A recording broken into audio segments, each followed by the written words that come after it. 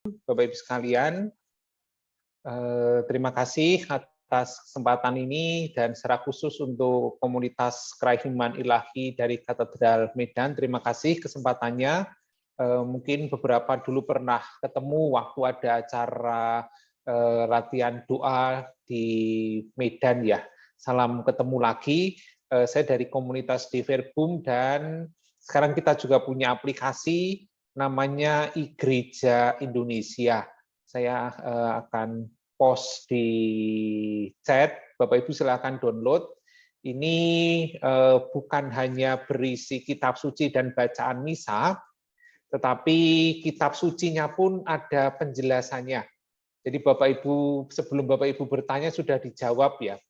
Kalau Anda klik ayatnya, maksudnya ditekan ayatnya, lalu di atas ada copy, ada tanya jawab, penjelasan macam-macam, Anda klik bagian tanya jawab, semua ayat ada penjelasannya.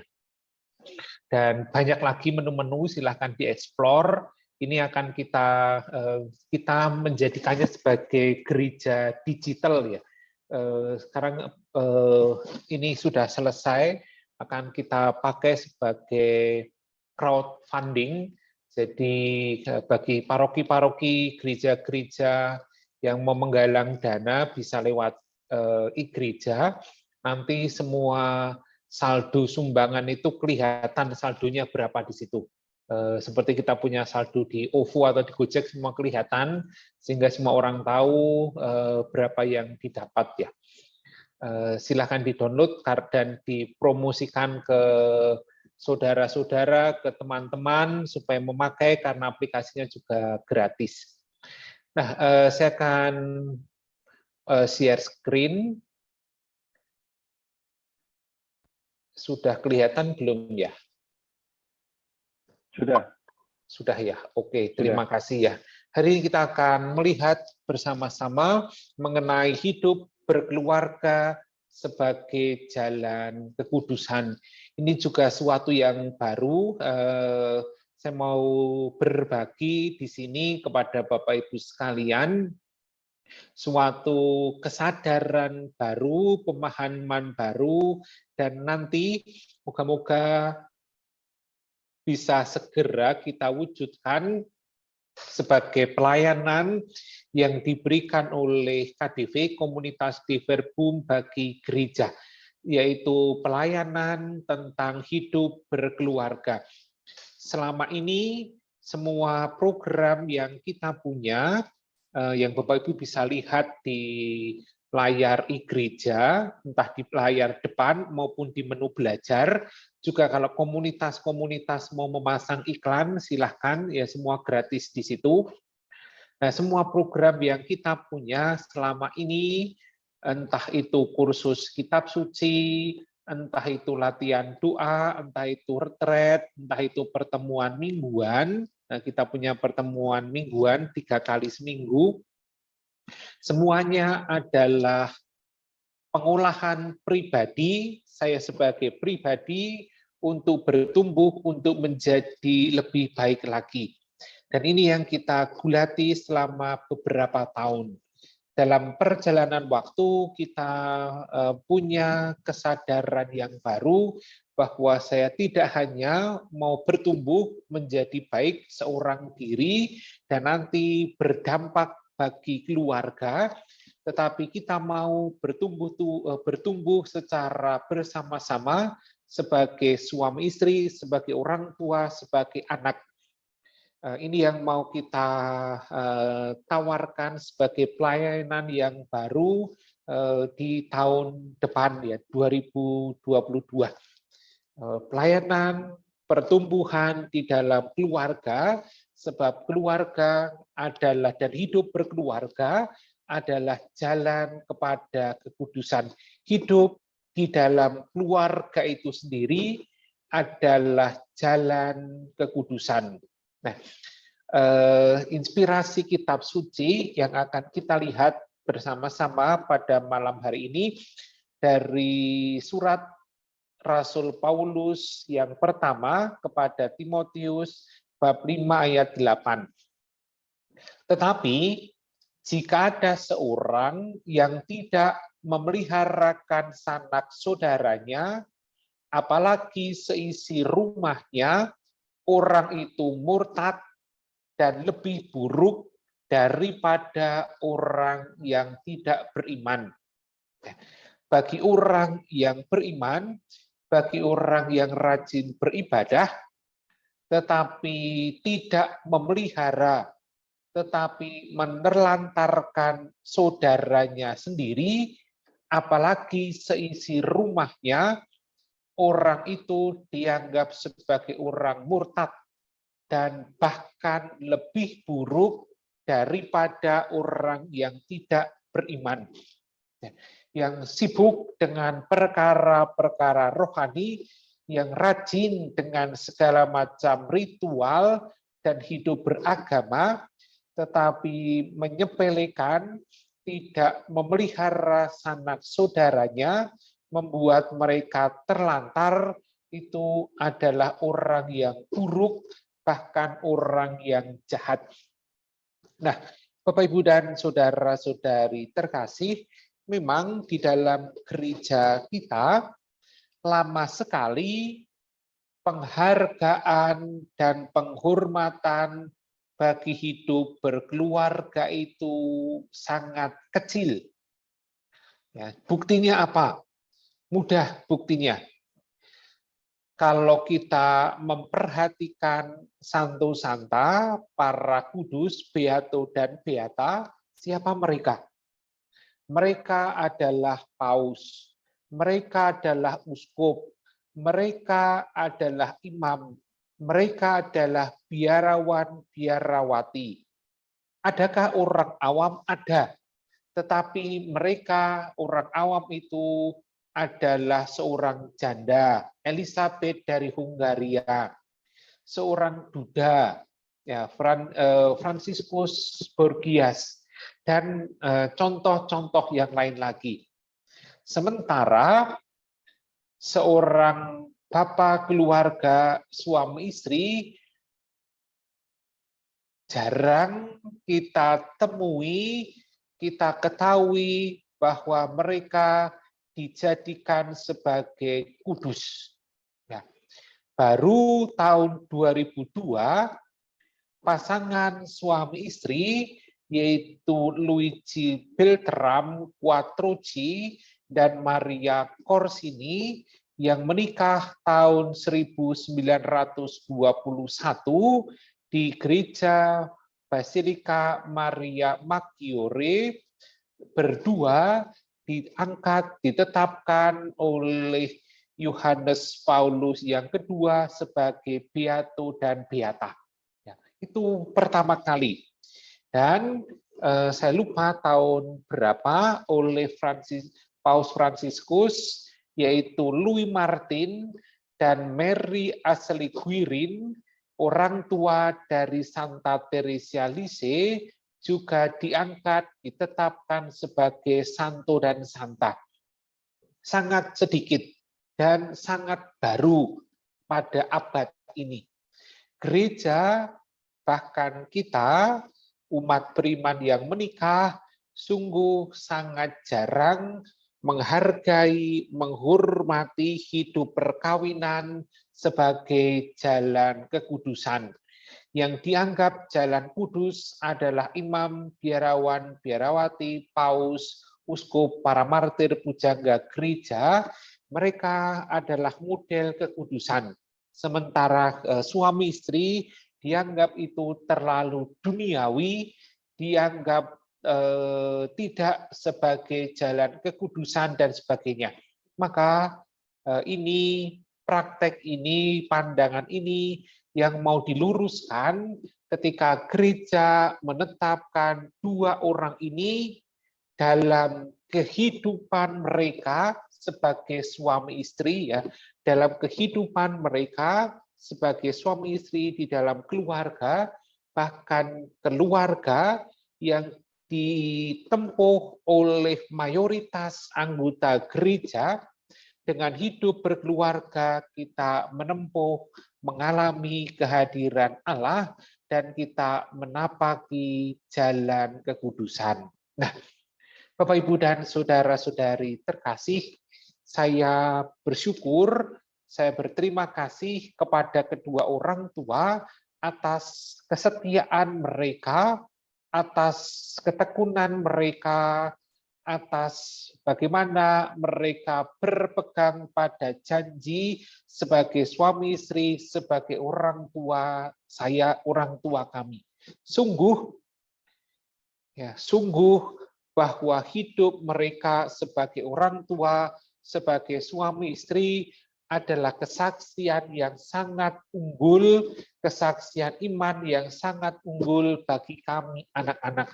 Dan saya merasa begitu berhutang budi di samping semua tanggung jawab mereka, di samping semua usaha mereka, di samping semua pekerjaan mereka, pengorbanan mereka, tetapi peran mereka sebagai orang tua, kesetiaan mereka sebagai suami istri sudah berbicara banyak, ya, punya kontribusi besar di dalam kehidupan saya, di dalam kehidupan kami.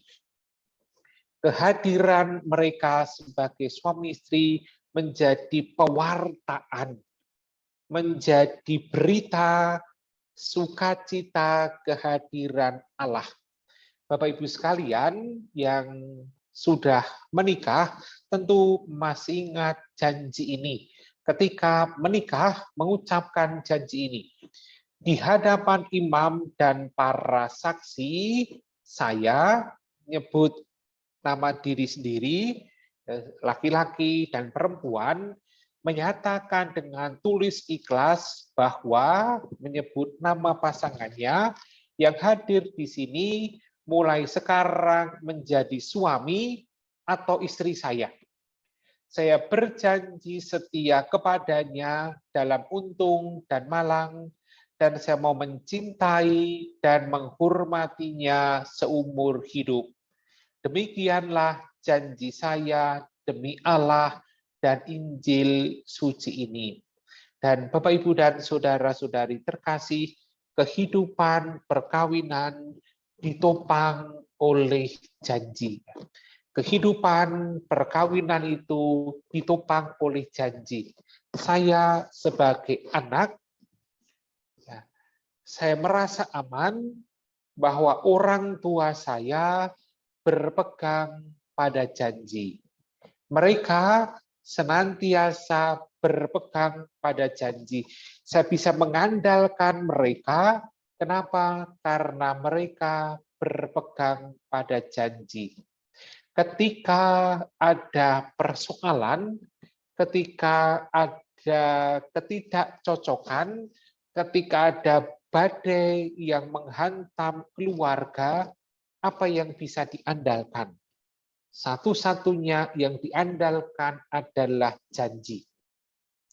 Dalam perjalanan waktu, ini baru kemarin saya berbicara agak panjang dengan teman yang sudah menikah 26 tahun. Lalu sambil bergurau, sambil meledek dan sedikit bergosip, kita cerita dengan teman kita yang lain yang dalam sudah berumur sih, sudah berusia, saling jatuh cinta dan dalam penjajakan, lalu kita sedikit humor itu, wah mesra sekali ya. Lalu saya katakan kepada teman itu juga, duh kamu juga jangan kalah mesra dengan suami gitu. Lalu teman saya itu menjawab, loh kami sudah menikah 26 tahun dan kemesraan itu lama-kelamaan rasanya sekarang menjadi hambar. Mungkin ini dialami juga oleh banyak keluarga, kobaran cinta, kemesraan, strom ya listriknya itu sudah mulai redup, kemesraannya sudah mulai hambar. Tetapi apa yang masih bisa dipegang? Yang masih bisa dipegang adalah janji. Adalah janji yang dulu diucapkan dan sekarang tetap menjadi pegangan saya. Dalam perjalanan waktu di dalam keluarga, Bapak Ibu dan saudara-saudari terkasih, hidup kita nah, satu sama lain bisa diandalkan, satu sama lain bisa dipegang kalau kita sungguh bisa berpegang pada janji. Saya tidak mau berbicara mengenai janji dalam perkara yang besar, perkara besar misalnya adalah janji perkawinan ini, tetapi dalam hidup sehari-hari perkara-perkara yang kecil, agar kita juga senantiasa berpegang pada janji. Sebab kalau tidak berpegang pada janji, itu akan melukai. Kita bisa berbuat salah, kita bisa tidak sempurna, tetapi kita tetap diundang untuk berpegang pada janji. Kalau saya berjanji untuk telepon orang tua saya nanti sore, benar ketika sore hari saya berpegang pada janji untuk telepon kepada orang tua. Kalau ada kesibukan lain, kalau ada urusan lain, dan kemudian saya memilih untuk menggeser atau untuk tidak atau untuk membatalkan janji telepon pada orang tua, artinya apa? Artinya orang tua saya tidak lebih penting, kalah penting dengan urusan ini. Apapun itu urusannya, entah itu ketemu teman, entah itu nonton, entah itu melihat fenomena alam, apapun juga alasannya, tetapi yang ditangkap, yang bergema pada orang tua adalah dia kalah atau tidak lebih penting daripada yang sekarang saya lakukan. Kalau saya berjanji mengajak anak dan pasangan untuk pergi keluar makan malam bersama atau makan siang bersama, dan tiba-tiba ada panggilan atau ajakan, saya harus mengurus pekerjaan, saya harus tanda tangan buku saya, atau saya harus mengikuti suatu diskusi yang penting, lalu saya membatalkan janji itu, maka anggota keluarga akan menangkap bahwa saya tidak lebih penting, bahwa saya kalah penting dengan urusan kerjaan papa atau mama saya. Dan itu akan bergema pada hati anak atau pasangan. Sedapat-dapatnya saya senantiasa berpegang pada janji. Kalau saya mengalahkannya untuk urusan yang lain, maka artinya urusan ini lebih penting daripada pasangan saya, daripada anak-anak saya. Nah, demikian juga Bapak Ibu dan saudara-saudari terkasih, janji itu, janji perkawinan itu dipegang seumur hidup selama-lamanya dan ditumbuhkan seperti kita merawat kehidupan. Saya yakin Anda sudah cukup akrab dengan 5 bahasa cinta untuk senantiasa merawat dan menumbuhkan cinta hidup bersama. Ada orang yang bahasa cintanya adalah kata-kata pujian, mendapat pujian. Dia akan merasa dicintai kalau saya memberikan pujian. Ada orang yang bahasa cintanya adalah quality time, waktu berkualitas, menemaninya, memberikan waktu untuk dia. Ada orang yang bahasa cintanya adalah menerima hadiah. Kalau diberi hadiah, dia merasa dicintai. Ada orang yang bahasa cintanya adalah melayani atau dilayani. Ya, dia merasa dicintai kalau dilayani. Misalnya saya punya teman di mana suaminya kalau makan itu diambilkan oleh istrinya. Ya, dia tidak ambil sendiri, semua diambilkan oleh pasangannya. Dia merasa bahwa kalau dilayani itu dia merasa dicintai. Ada orang yang bahasa cintanya adalah dengan sentuhan, ya, dipeluk, dibelai, disentuh, dia merasa dicintai. Maka saya mengenal apakah bahasa cinta saya, tetapi juga yang lebih penting adalah saya mengenal apakah bahasa cinta dari pasangan saya, dari anak-anak saya, dari orang tua saya. Dan saya bertindak seturut bahasa cinta dia. Ya, saya bertindak seturut bahasa cinta dia. Kalau bahasa cinta pasangan saya, orang tua, atau anak-anak saya adalah pujian, maka saya memilih untuk memberikan pujian, kata-kata pujian kepada dia, kepada mereka. Kalau bahasa cinta mereka adalah waktu yang berkualitas, maka saya menyediakan waktu bagi dia, bagi mereka. Saya membuang waktu, menyediakan waktu yang berkualitas untuk menjadi teman, untuk menjadi sahabat bagi dia. Dan dengan demikian, saya sungguh merawat dan menumbuhkan cinta. Yang perlu kita hindari adalah, Bapak, Ibu, dan saudara-saudari terkasih, agar menumbuhkan dan merawat cinta, memelihara sanak saudara, memelihara kaum kerabat kita, dan dengan demikian dalam keluarga kita, ya, kita tidak mengolah kesucian, kita tidak memperbaiki diri sendiri saja, tetapi saya sungguh merawat dan memelihara hidup bersama.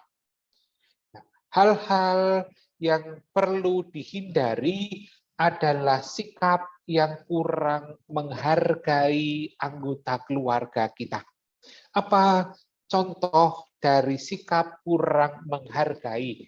Misalnya adalah merasa lebih berkontribusi. Seorang suami, kepala keluarga yang bekerja, mencari nafkah, breadwinner, yang memperolehkan pendapatan bagi keluarga, uang dalam keluarga, merasa lebih berkontribusi, merasa lebih berjasa bagi keluarga itu. Dan karena merasa lebih berharga, dia tidak menghargai orang lain, tidak menghargai pasangannya, seolah-olah uang, kekayaan yang dia dapat adalah satu-satunya jasa yang terbesar di dalam keluarganya. Merasa lebih berkontribusi adalah suatu sikap yang kurang bijaksana di dalam hidup bersama. Saya punya teman dalam keluarganya selalu mengagung-agungkan itu, ya. Saya membiayai keluarga ini. Saya sudah membayar semua tagihan di rumah ini. Merasa lebih berkontribusi daripada istri dan anak-anaknya.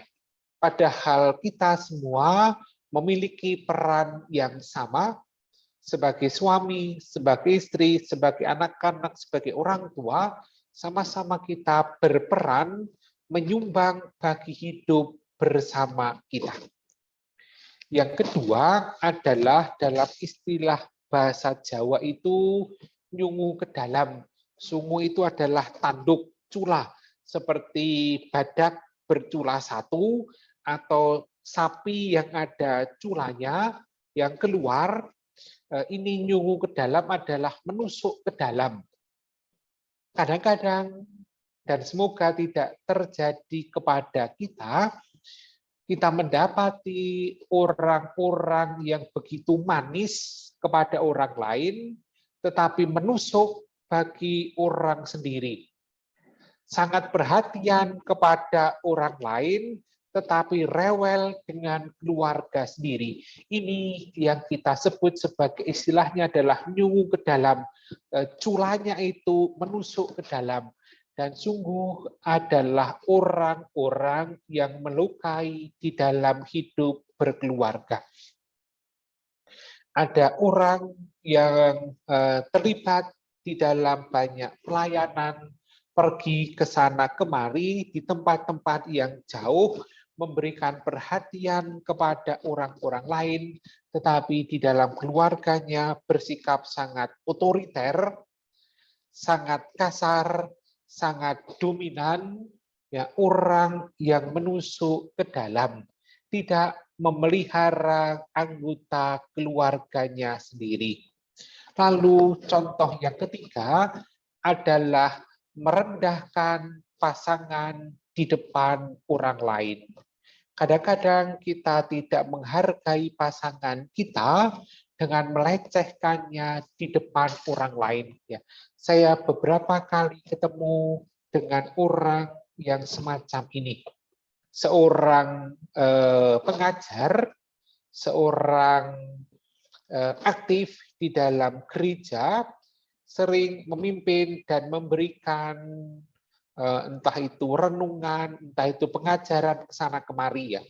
Lalu suatu saat saya lihat ketika dia sedang duduk memberikan pengarahan bagi sekelompok warga paroki, lalu istrinya datang ikut pengarahan di sana, dan begitu masuk ya agak terlambat, lalu dia berkomentar, lah ini istri saya datang terlambat, badannya sudah tambah gemuk saja, ya. Lalu semua orang tertawa.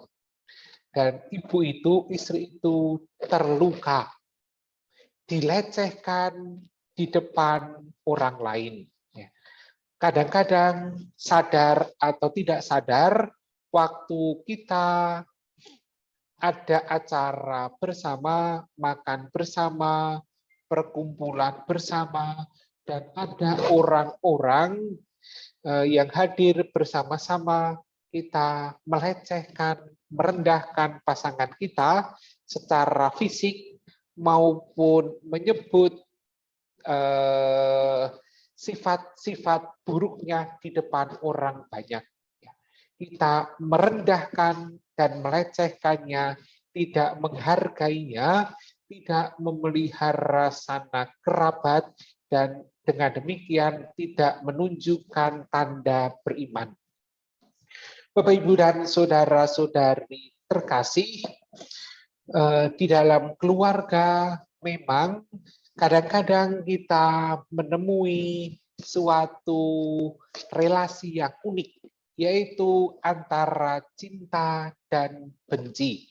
Entah itu di antara suami istri, entah itu di antara orang tua dan anak, entah itu di antara anak-anak. Tetapi itulah keluarga kita. Bagaimanapun juga, mereka adalah orang-orang yang paling dekat dengan saya. Mereka adalah orang yang tetap ada di dalam situasi apapun hidup saya. Kepada orang tua, anak-anak itu kadang-kadang ada ketidakcocokan, ada miskomunikasi karena cara pikir yang berbeda, cara merasa yang berbeda. Di antara anak-anak kadang-kadang juga terjadi perselisihan, terjadi konflik. Ya, kenapa? Sebab kalau saya kurang ajar dengan mama saya yakin dia tidak akan pergi. Memang saya melukai hatinya, tetapi dia tidak akan pergi, dia akan tetap bersama dengan saya. Sementara kalau saya dengan orang lain dan saya melukai, maka dia akan pergi, dia akan meninggalkan saya, mungkin dia akan menjelek-jelekan saya. Dan karena mama saya bersikap tidak akan pergi, maka saya bisa kurang ajar dengan dia. Dan ini sebenarnya adalah sikap yang kurang bijak. Saya tidak memelihara kehidupan. Bagaimanapun juga, mereka adalah orang yang tetap bersama dengan saya.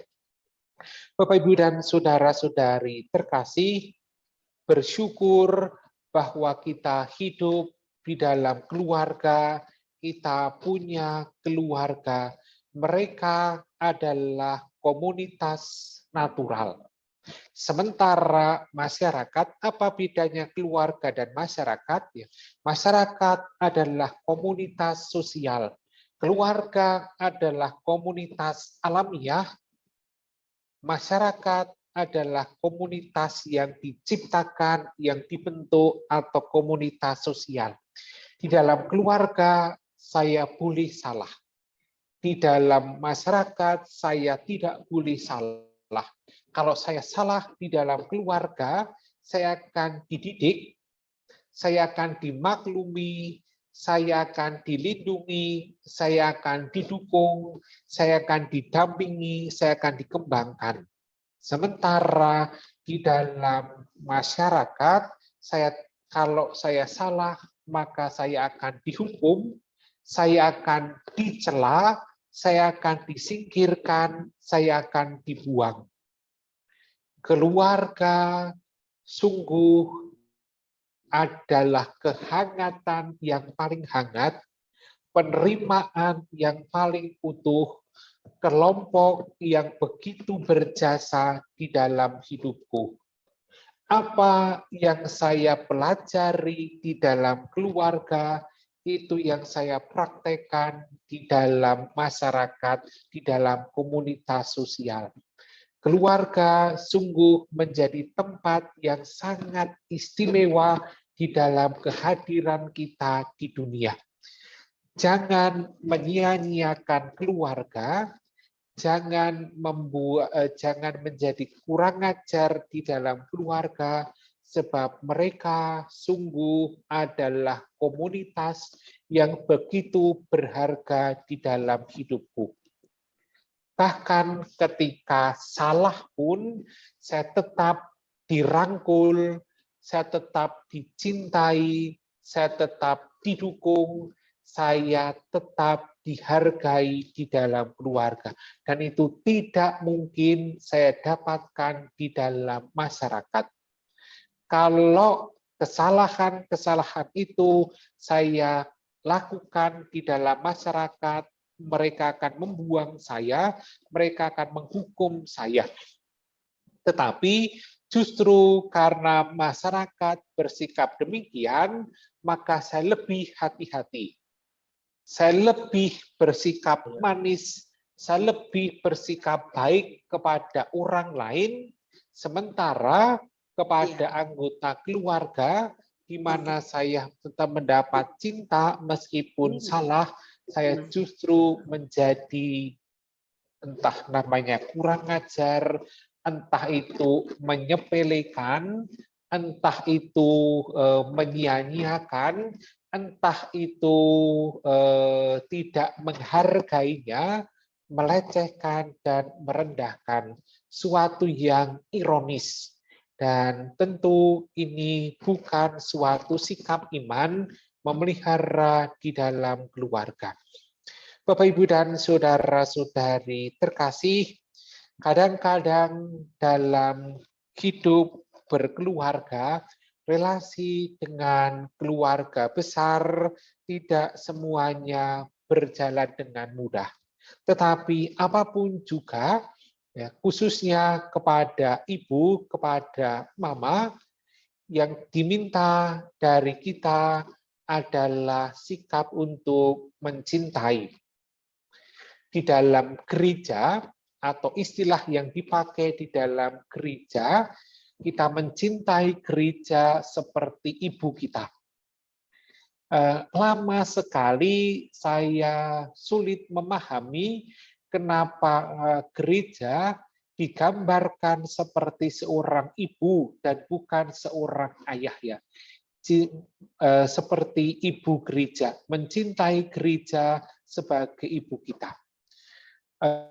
Dalam bayangan umum ya, dalam bayangan umum, sekali lagi dalam bayangan umum, figur seorang ibu, figur seorang perempuan memang digambarkan sebagai perempuan yang mungkin banyak keriputnya, juga tidak sangat cerdas, tidak sangat dominan, ya sekali lagi pada umumnya ya, meskipun sekarang banyak direktur, menteri, pejabat-pejabat tinggi adalah perempuan, tapi umumnya peran perempuan adalah peran domestik, mengurus rumah tangga, mungkin juga tidak sangat intelektual, tetapi mereka berperan sungguh di dalam hidup berkeluarga, menentukan banyak warna kehidupan keluarga.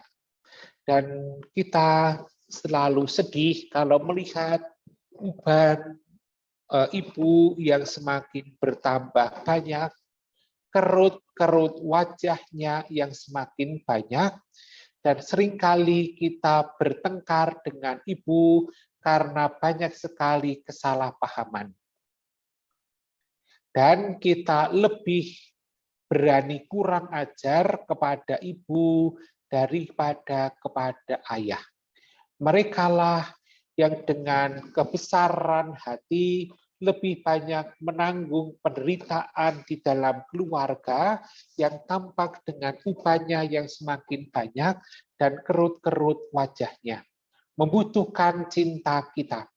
Ya, mungkin tidak terlalu smart, tidak terlalu intelektual, kita sering menganggap mereka terlalu kuno, menganggap mereka tidak up to date, tetapi hati mereka, kebesaran cinta mereka layak mendapatkan pemahaman dan cinta kita.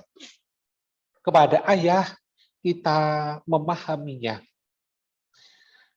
Mereka punya sejarah hidup yang berbeda, mereka punya pola pikir yang berbeda, mereka punya pertimbangan-pertimbangan yang berbeda, yang seringkali tidak masuk akal dengan pola pikir kita, dengan keadaan kita. Memahami ayah bahwa mereka atau dia punya sejarah hidup yang berlainan dengan kita, punya situasi-situasi yang berbeda dengan kita, mencintai ibu dan memahami ayah. Dengan demikian, Bapak, Ibu, dan saudara-saudari terkasih, keluarga kita sungguh menjadi keluarga yang memberikan berkat jika lebih banyak belas kasih, kerahiman, dan pengampunan yang kita berikan daripada tuntutan, keluh kesah, komplain, kemarahan, ketidaksetujuan. Keluarga sungguh dihadirkan kepada kita sebagai saluran cinta dan sumber cinta bagiku.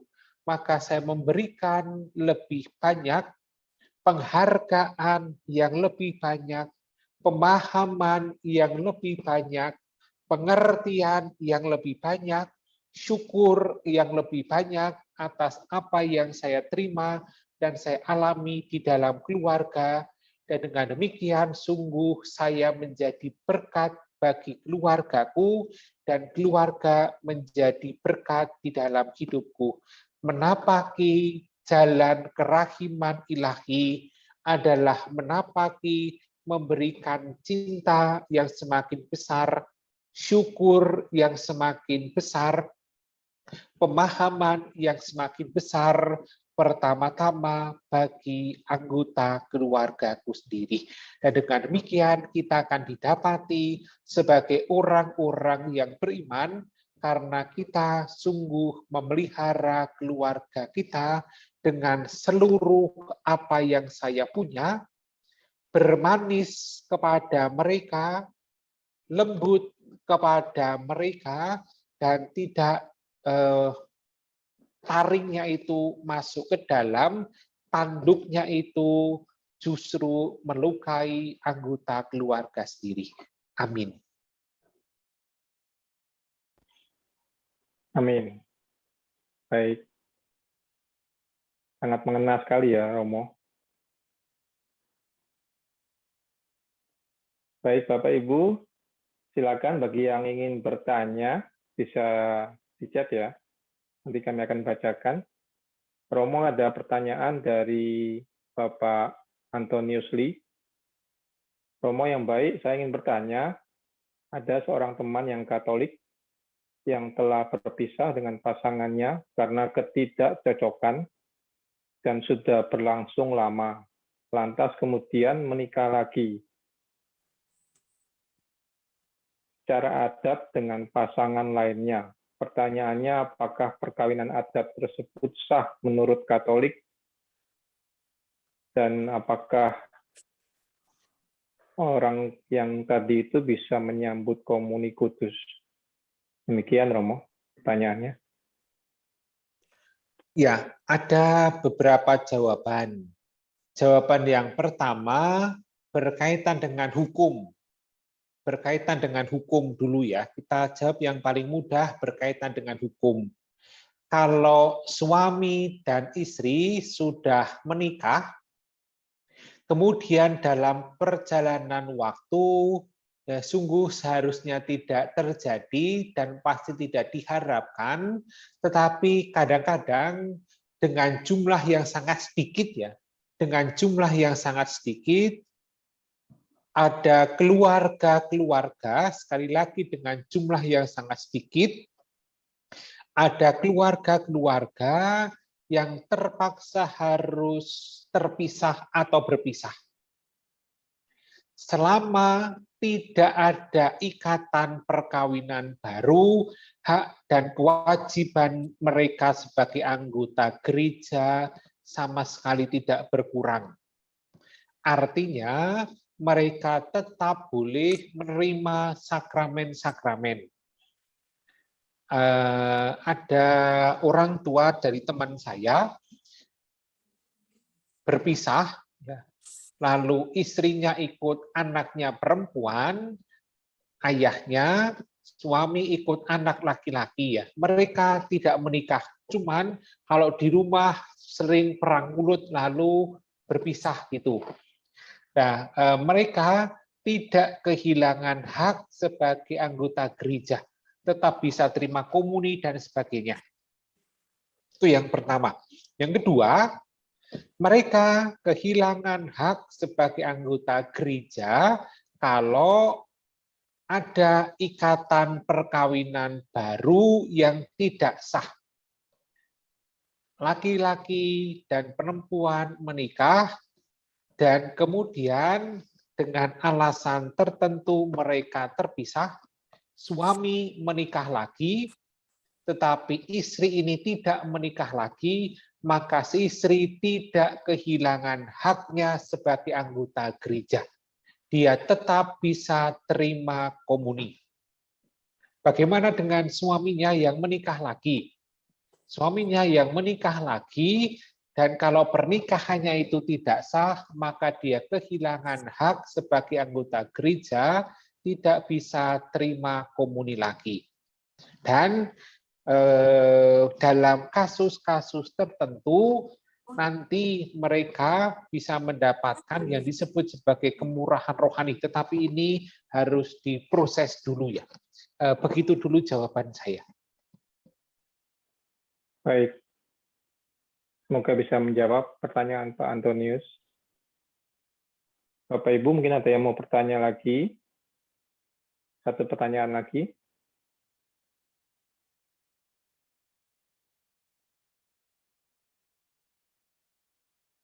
Kalau belum ada lagi yang bertanya, Bapak Ibu mungkin ada yang mau sharing, Iman, terkait dengan tema hidup berkeluarga sebagai jalan kekudusan. Kami persilakan bagi yang mau sharing iman. Terima kasih Pak Heru. Boleh saya yang bersharing? Boleh Bu Emma. Selamat malam Romo. Iya, Romo, silakan Ibu. terima kasih Romo. Sejak bayi, anak-anak itu hingga sekarang itu selalu ada berkat di kening sebelum tidur. Itu saya kasih berkat tanda salib saja. Saat mereka juga pergi, juga dia selalu minta berkat. Itu yang saya lakukan.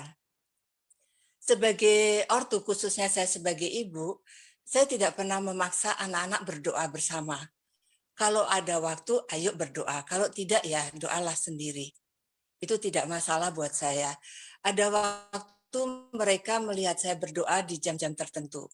Karena saya memang membuka pintu kamar saat saya berdoa. Jadi semua bisa melihat anak-anak dan suami. Sewaktu anak saya masih kecil, itu selalu saya ajak ke gereja. Tidak pernah absen kecuali kalau sakit. Itu setengah jam sebelum masuk gereja, itu kami sudah ancang-ancang, ayo kita duduk di mana, kita berdoa bersama di situ. Itu yang saya lakukan. Ya puji syukur aja Romo, sampai hingga hari ini mereka memang sudah ada yang dewasa, ada yang masih kuliah. Mereka semua aktif melayani gereja. Itu bagi saya sungguh luar biasa. Ada setelah anak-anak sambut baru, mereka aktif misdinar, setelah itu lektor, setelah itu mazmur. Dan ada yang bermain musik biola, itu dia mengiringi di saat-saat tertentu, ada misa perkawinan atau hari besar, dia main biola di dalam gereja. Itu bagi saya luar biasa. Karena sebetulnya contoh untuk anak aktif untuk melayani gereja, paling tidak dari orang tuanya. Kalau orang tuanya memberi contoh, dia juga rajin ke gereja, atau mungkin dia punya aktivitas di dalam kegiatan apapun, itu mungkin ada sebagai contoh untuk mereka suatu saat akan menjadi pelayan gereja. Kebetulan anak saya waktu sebelum lulus mahasiswa, menjadi mahasiswa, itu yang namanya kegiatan di gereja pada hari Minggu. Wah, senang sekali itu. Dari pagi sampai sore itu tidak mau pulang. Ada aja yang dikerjakan. Setelah dia misdinar, dia bisa bantu lektor. Setelah itu dia main musik, latihan bersama orkestra di Laurentius. Itu hingga sore. Bagi saya senang saja. Saya mengikuti. Capek pasti itu Romo. Tapi ya sudah, itu memang keinginan mereka. Tapi puji syukur sampai hari ini mereka masih aktif. Terima kasih, selamat malam. Ya, terima kasih Bu Emma untuk sharing imannya.